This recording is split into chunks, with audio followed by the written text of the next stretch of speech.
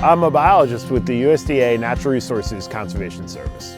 That means I work with farmers and foresters to protect and enhance fish and wildlife habitat.